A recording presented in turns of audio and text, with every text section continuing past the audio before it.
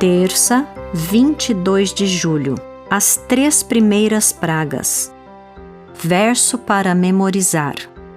E assim, Faraó, de coração endurecido, não deixou ir os filhos de Israel, como o Senhor tinha dito a Moisés. Êxodo 9, 35. As 10 pragas do Egito não foram direcionadas ao povo egípcio, mas aos seus deuses. Cada praga atingiu pelo menos um deles.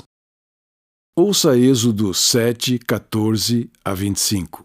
O Senhor disse a Moisés: O coração de Faraó está obstinado, ele não quer deixar o povo ir.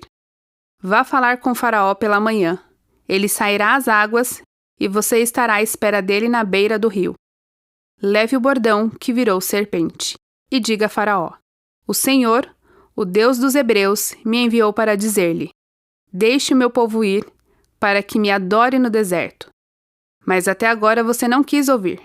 Assim diz o Senhor: Nisto você saberá que eu sou o Senhor.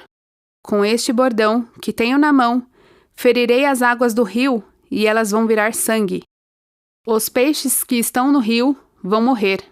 O rio vai cheirar mal e os egípcios terão nojo de beber água do rio. O Senhor disse ainda a Moisés: Diga a Arão que pegue o seu bordão e estenda a mão sobre as águas do Egito, sobre os seus rios, sobre os seus canais, sobre as suas lagoas e sobre todos os seus reservatórios, para que virem sangue. E haverá sangue em toda a terra do Egito, tanto nas vasilhas de madeira como nas de pedra. Moisés e Arão fizeram como o Senhor lhes havia ordenado. Arão, levantando o bordão, feriu as águas que estavam no rio, à vista de Faraó e seus oficiais, e toda a água do rio virou sangue. Os peixes que estavam no rio morreram, o rio cheirou mal, e os egípcios não podiam beber a água do rio. E houve sangue por toda a terra do Egito.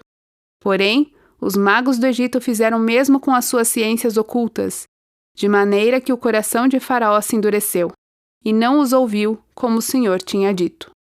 Faraó virou-se e foi para casa, sem dar atenção ao que havia acontecido.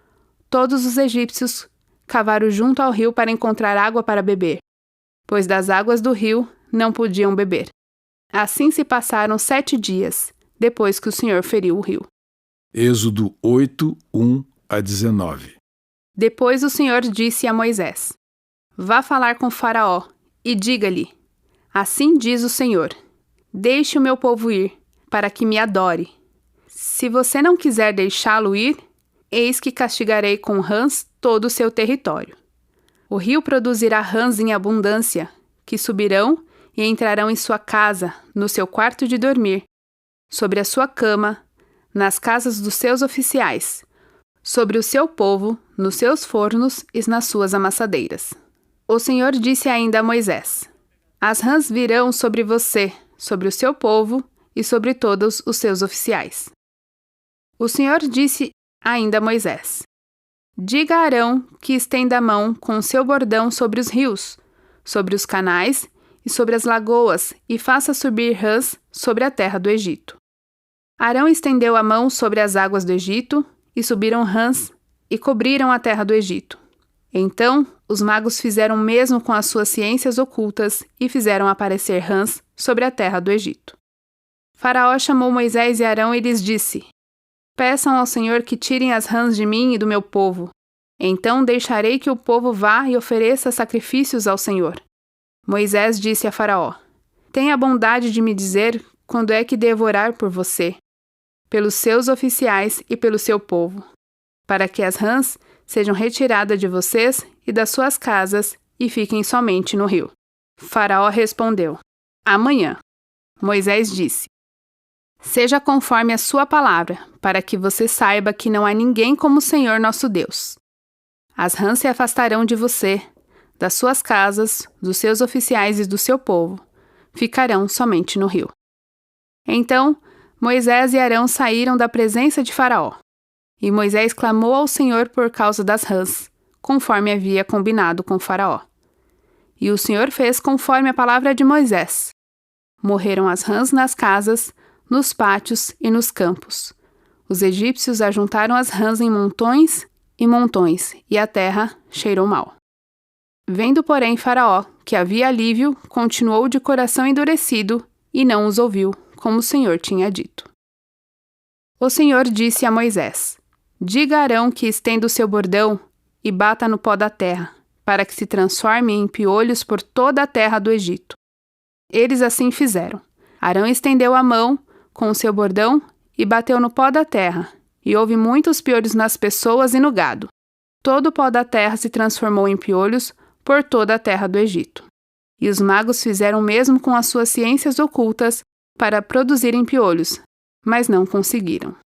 E havia piolhos nas pessoas e no gado. Então os magos disseram a Faraó: Isto é o dedo de Deus. Porém, o coração de Faraó se endureceu e não os ouviu, como o Senhor tinha dito. Pergunta 3. O que aconteceu durante essas pragas? Deus informou a Moisés que o diálogo com o Faraó seria difícil, na verdade, quase impossível. No entanto, ele queria se revelar ao Faraó e aos egípcios. Portanto, decidiu se comunicar com eles de uma forma que pudessem entender. Além disso, os hebreus se beneficiariam desse confronto, pois aprenderiam mais sobre o seu Deus. A primeira praga foi dirigida contra Api, o deus do Nilo. O Egito dependia das águas do Nilo. Onde havia água, havia vida. A água era vista como a fonte da vida. Então os egípcios criaram o deus Api e o adoravam como o provedor da vida.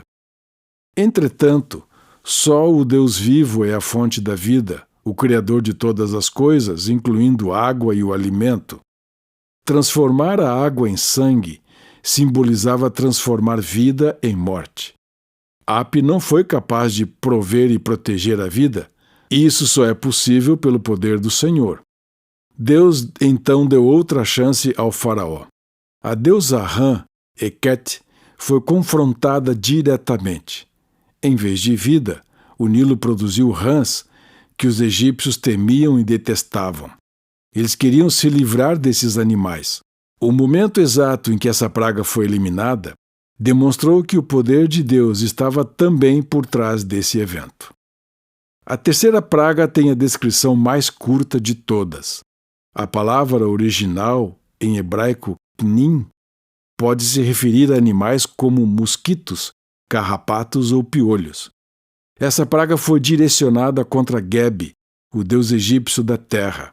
Do pó da terra, remetendo à história bíblica da criação, Deus produziu mosquitos que se espalharam por toda a terra. Incapazes de imitar esse milagre, pois somente Deus pode criar vida, os magos declararam: Isto é o dedo de Deus. O Faraó, no entanto, ainda se recusava a ceder. O coração do Faraó era duro. A rejeição das orientações de Deus piorou a situação. Que lições aprendemos dessa história sobre a rejeição das orientações do Senhor?